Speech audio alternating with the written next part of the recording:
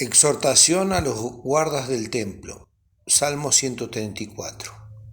Mirad, bendecid a Jehová, vosotros todos los siervos de Jehová, los que en la casa de Jehová estáis por las noches.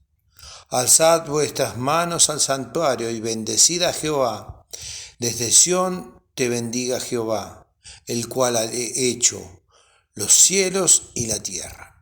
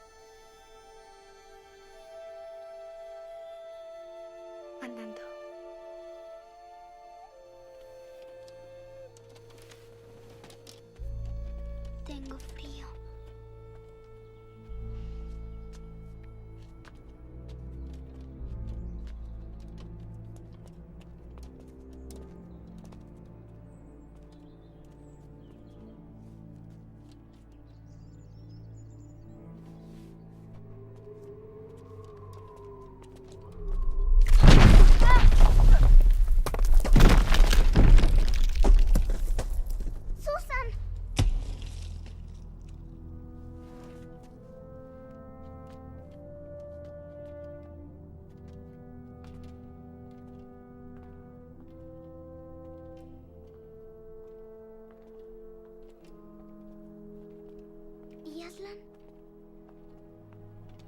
¿Qué le hicieron?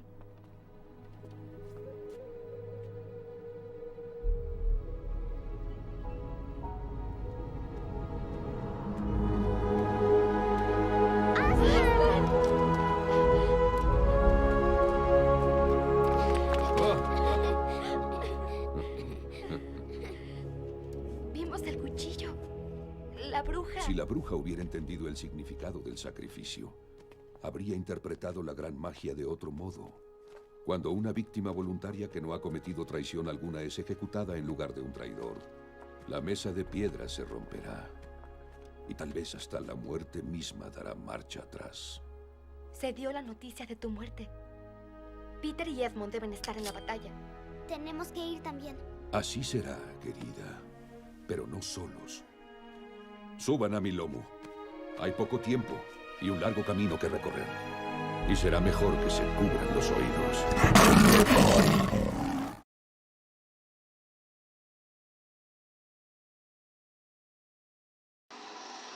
Un grito en la oscuridad.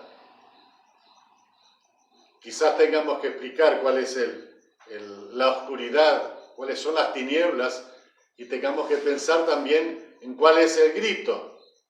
Y el relato de la palabra de Dios en el Evangelio de Lucas, la oscuridad son las que han rodeado la cruz del Calvario en estas últimas 3 horas de la vida de Jesús, cuando Él entregó su vida por nosotros. Y quizás tengamos que pensar, y sea oportuno el poder pensar, qué significaron las tinieblas. ¿Qué significaron las tinieblas para las distintas personas que intervinieron en esa ocasión, que tuvieron un rol protagónico en el tiempo de la muerte de Jesús? En primer lugar, queremos pensar como si estuviéramos elevándonos con un dron desde la tierra o debajo de la tierra hacia arriba. Quisiéramos pensar en el rol de Satanás, y qué era Satanás y qué significaron esas tinieblas para Satanás. Para Satanás suponemos que habrán significado tinieblas de triunfo, donde él creyó que había vencido, que daba muerte a Jesucristo, el Hijo de Dios, y que había triunfado al darle muerte contra el reino de Dios. Pensamos en las tinieblas como el reino de Satanás. En el Getsemaní, cuando el Señor Jesús fue entregado por Judas, cuando él le dio el beso que le entregó, entonces el Señor Jesús habla a aquellos que lo vinieron a buscar y dice a Judas, a los principales sacerdotes, a la guardia del templo, y dice, con espadas y palos me han salido a buscar como a un ladrón, cuando tantas veces he estado predicando a la luz del día en el templo y no me prendisteis, dice el Señor. Tantas veces que he estado en el templo. Pero la noche, la oscuridad, el tiempo de tinieblas, esta es vuestra hora y la potestad de las tinieblas. Hay un relato también en el Evangelio de Juan cuando el Señor Jesús anunció la negación, la traición de Judas. Y entonces el Señor le dijo, lo que vas a hacer, que era entregarlo, hazlo pronto. Y entonces dice Juan capítulo 13, versículo 30, que en cuanto Judas tomó el pan, salió de ahí. Y era ya de noche, como describiendo aquel ámbito en el cual se movía Judas, el ámbito de las tinieblas, el ámbito de aquella comunión con Satanás y de aquella entrega del Hijo de Dios a las autoridades religiosas para que lo tomaran y para que después le dieran muerte. Lo mismo dice el apóstol Pablo cuando está escribiendo a los Efesios en el capítulo 6, al hablar de nuestras luchas y de nuestras guerras. Dice, no tenemos lucha contra carne y sangre, sino contra poderes, contra principados y potestades, contra autoridades y potestades que dominan el mundo de las tinieblas. Y el momento en que Jesús muere, es un momento de tinieblas. Estas fuerzas espirituales malignas en las regiones celestes.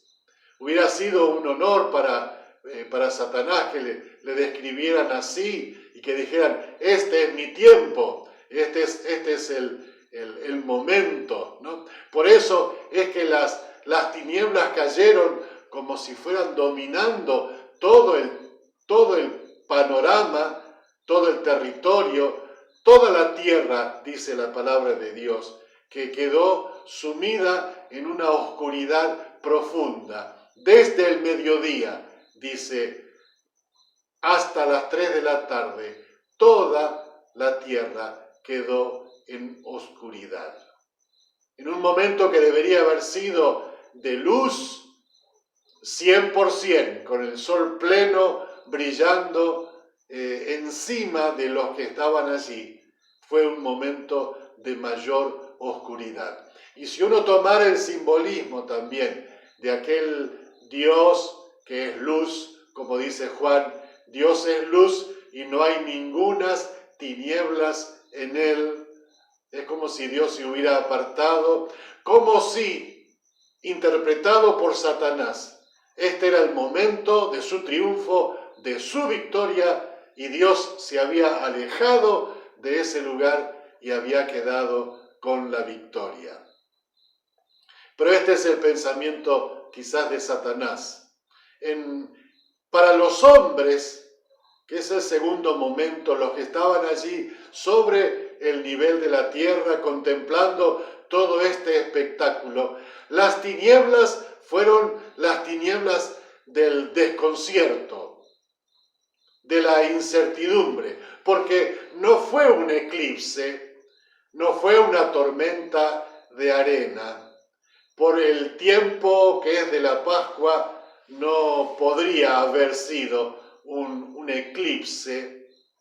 Tampoco era una tormenta de arena que soplando fuerte el viento hubiera oscurecido todo. Y ellos no estaban preparados para que a plena luz del día se oscureciera todo completamente. No era normal que se apagara la luz en pleno día. Tenía que ocurrir que el sol se apagara. Y la ciudad repleta con visitantes en la celebración de la Pascua queda absolutamente a oscuras.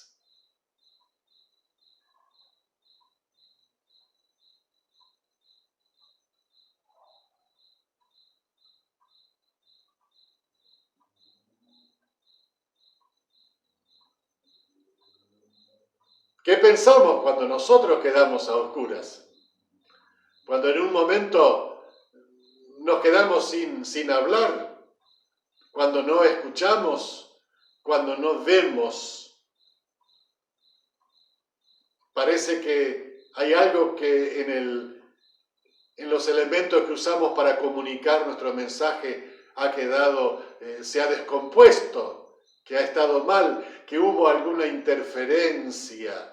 Bueno, esto que acabamos de hacer por unos simples segundos es lo que vivió el pueblo en incertidumbre durante 3 horas. Y en esas 3 horas, como decimos, de mayor claridad que deberían haber sido, fueron las de mayor oscuridad. Y en esto es interrumpido el espectáculo de los soldados, de los gobernantes que estaban viendo morir a Jesús y a los ladrones que estaban uno al lado del otro. los principales sacerdotes, los jefes de la guardia del templo, los ancianos, todos se burlaban de lo que estaban viendo, se burlaban de Jesús, que había dicho que podría levantar el templo en 3 días, que se salve a sí mismo, si es que puede, si es el Hijo de Dios, como realmente él había dicho. Si eres el Hijo de Dios, sálvate, dijeron los ladrones, y sálvanos a nosotros. Y se reían, se burlaban. Ante esto Jesús, en las primeras palabras en la cruz, dijo: Padre, perdónalos, porque no saben lo que hacen. Pedro, cuando predica el primer mensaje allí en Pentecostés, en el libro de los Hechos, dice que ustedes dieron muerte al autor de la vida. Ustedes dieron muerte al autor de la vida. Padre, perdónalos, no saben lo que hacen. La gente interpretó en algún momento lo que la profecía de Isaías había anticipado, que ellos lo tenían a Jesús como azotado de Dios, como abatido por Dios, como despreciado y rechazado por Dios, y que correspondía también que ellos lo despreciaran y que ellos lo rechazaran. Las burlas de los soldados, un espectáculo. La gente que pasa y que mueve la cabeza diciendo: va este que podía salvar al mundo, ni siquiera puede salvarse a sí mismo. Son estas tinieblas que la gente no comprendió del todo, porque ellos estaban también cegados. Si fueron tinieblas que no entendieron, unas tinieblas de desconcierto o de incertidumbre, era porque estaban cegados en sus ojos, estaban ciegos ante las Escrituras, lo que decían acerca del Señor Jesús y de este momento. Estaban ciegos delante del Salvador y estaban ciegos delante de su propio pecado. Y por ahí ellos no querían tampoco buscar a Dios. El evangelista Billy Sunday dijo que los pecadores no pueden encontrar a Dios, como tampoco los criminales pueden encontrar a la policía, sencillamente porque no lo están buscando. Pero ellos tenían sus ojos entenebrecidos, no creían en la palabra del Señor y ellos tuvieron un tiempo de incertidumbre. En tercer lugar, subiendo un poco más a la altura de la cruz, nos encontramos con Jesús. Para Jesús, las tinieblas fueron las tinieblas de la simpatía o de la compasión, de alguien que se duele con. Y en este caso es la creación que se duele con su creador. En realidad, de toda la creación, el único que no obedece al creador es el hombre. Pero en esta ocasión el sol, la luna, las estrellas, las luminarias se apagan en condolencia, en sentimiento de compasión, en simpatía con aquel que los ha creado, con Cristo Jesús.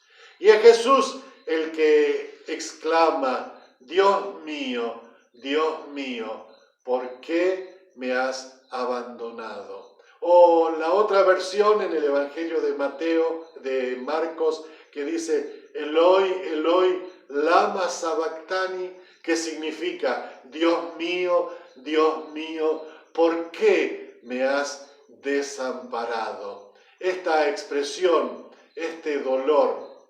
Y en este dolor que el Señor Jesús tiene de simpatía de la creación, no es de la simpatía de Dios en un sentido, porque está expresando el Señor Jesús que Dios lo ha abandonado. Está diciendo: Dios mío, ¿por qué me has abandonado? El gemido es sobre Dios. No es ¿por qué me has abandonado, Pedro? Como veíamos el domingo pasado. No es ¿por qué me has traicionado, Judas? Estos fueron dolores agudos que costaron en la vida del Señor Jesús. Pero este dolor es más agudo porque el golpe le dio justo en el blanco, dice Spurgeon, en la relación con el Padre. ¿Por qué me has desamparado? Todas las otras crisis de sufrimiento y de dolor, tanto físico como emocional, durante la vida del Señor Jesús, Él las pasó en compañía del Padre que lo fortalecía.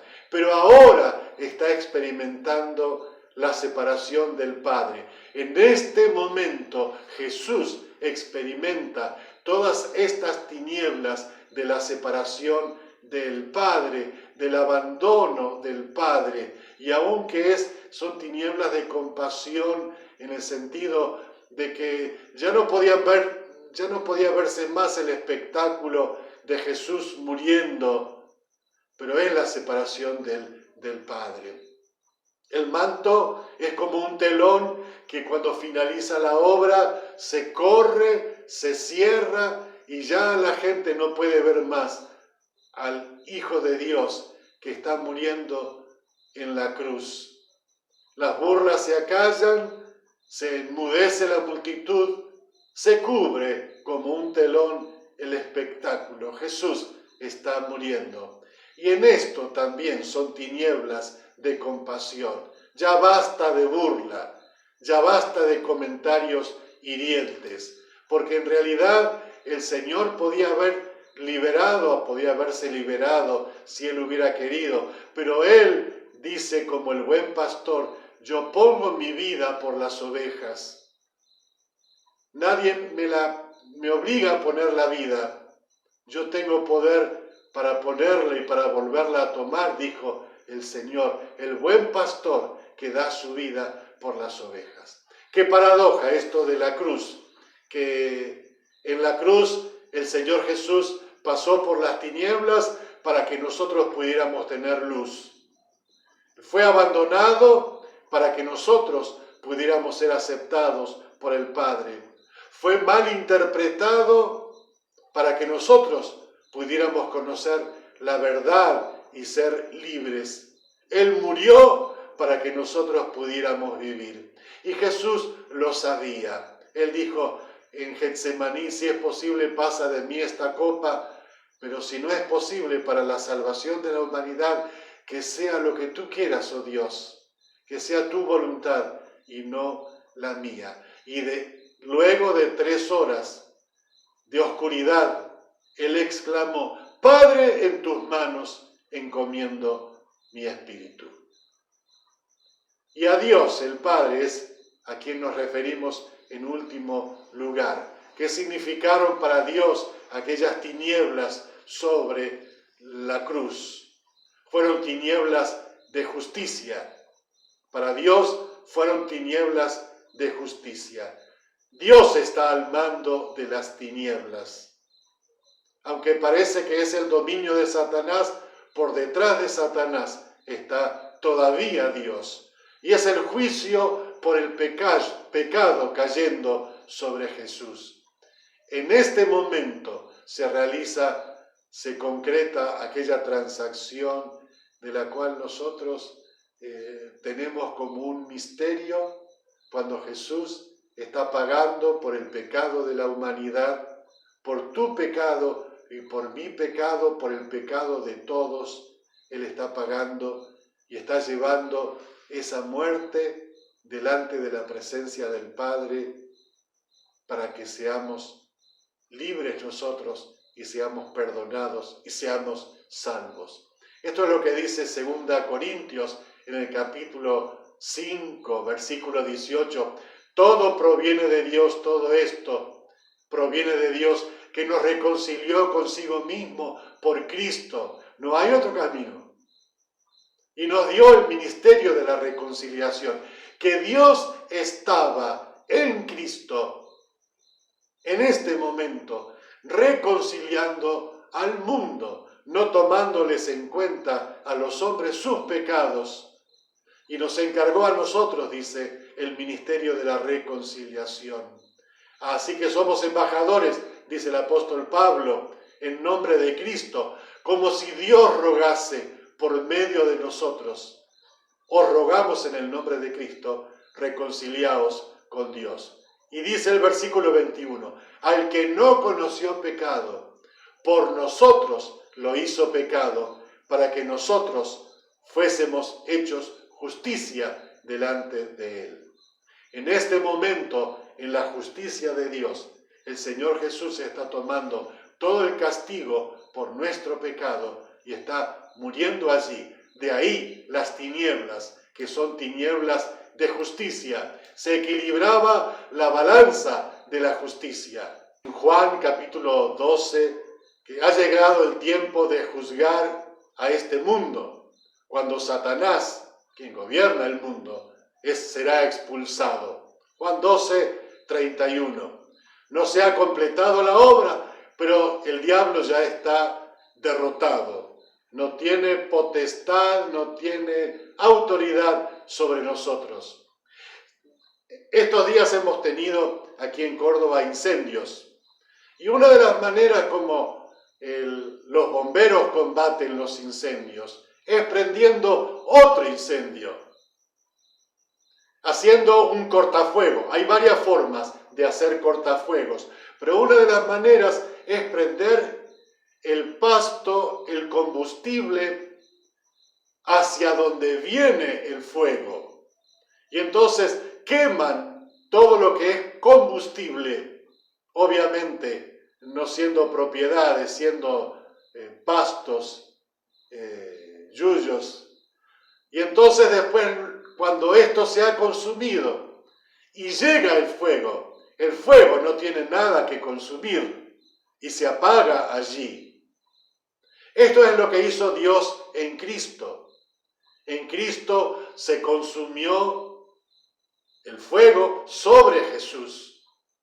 Y si nosotros estamos en Jesús, cuando viene el fuego de la condenación, si nosotros estamos en Cristo Jesús, no somos consumidos porque hemos sido libres y perdonados en Él y el fuego se apaga.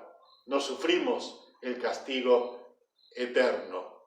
Lo que ocurrió en el libro del Éxodo, cuando habla de las plagas para ser liberados de Egipto, la plaga novena fue la plaga de las tinieblas y la plaga 10ª fue la muerte de los primogénitos. En este caso, a las tinieblas sucede después la muerte del primogénito, del Hijo de Dios. Pablo, interpretando esto, dijo: Cristo nos rescató de la maldición de la ley al hacerse maldición por nosotros, pues está escrito: maldito todo el que es colgado de un madero. Nuestra maldición, nuestra condenación la llevó Cristo Jesús. Cuando en la palabra de Dios se desea la bendición de Dios, dice en Números capítulo 6, versículo 26, el Señor te bendiga y te guarde. El Señor alce sobre ti su rostro y ponga en ti paz. En este momento el Señor Jesús no está viendo el rostro de Dios. Está diciendo: Dios mío, ¿por qué me has desamparado? El pecado aleja al hombre de Dios. Y Jesús recibió esta lejanía de Dios. El pecado aleja a los hombres de los otros hombres. Y Jesús vivió esta experiencia de las tinieblas en la cruz en soledad. El pecado aleja a los hombres de sí mismo, los divide. Y Jesús sufrió esta terrible castigo del pecado en sí, estallando su propio corazón. Ese fue el motivo de la muerte. Y el grito en la oscuridad dice: Padre, en tus manos encomiendo mi espíritu. Como conclusión, Estas son las tinieblas. Y finalizando las tinieblas, la muerte de Jesús, diciendo, Padre, en tus manos encomiendo mi espíritu.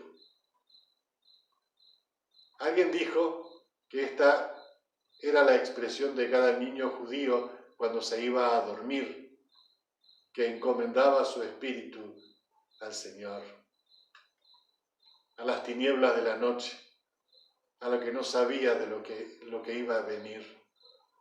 Y así el Señor, cuando dice, Padre, en tus manos encomiendo mi espíritu, era como si Jesús dijera, acá estoy muriendo, confiadamente, voluntariamente y victoriosamente. Lucas relata en el pasaje que tenemos que después del grito en la oscuridad hubo 3 respuestas. La primera de ellas al centurión romano. Verdaderamente este hombre era justo. Al verle sufrir, había visto muchos sufrir y morir en la cruz. Pero él notó una distinción. Mateo dice, verdaderamente este era el Hijo de Dios, en palabras del centurión romano. Después estaba la multitud que en un principio estuvo simplemente para ver un espectáculo, pero cuando se retira, convicta de pecado, golpeándose el pecho como el publicano en su oración en Lucas 18, decía, Dios se propicio a mí, pecador. Ese golpe en el pecho, como diciendo, somos culpables. Y en tercer lugar, Lucas marca en el relato de los conocidos y las mujeres que miraban de lejos, que estaban apartados del pie de la cruz, pero que estaban mirando. ¿Cuál es tu posición? ¿En qué sentido te acomodás detrás del centurión, detrás de la multitud, detrás de los discípulos? Podemos llegar a reconocer con los 3. Tú eres el Hijo de Dios, oh Jesús, quien expresó en tus manos encomiendo mi espíritu, es el grito de Jesús muriendo por nosotros. Tú eres el Hijo de Dios. Podemos agregarnos con la multitud que se retiraba del escenario de la cruz diciendo, yo soy pecador y yo necesito al Salvador. Quizás mucha gente no lo siguió. Quizás podamos ser de aquellos que de lejos estaban mirándole.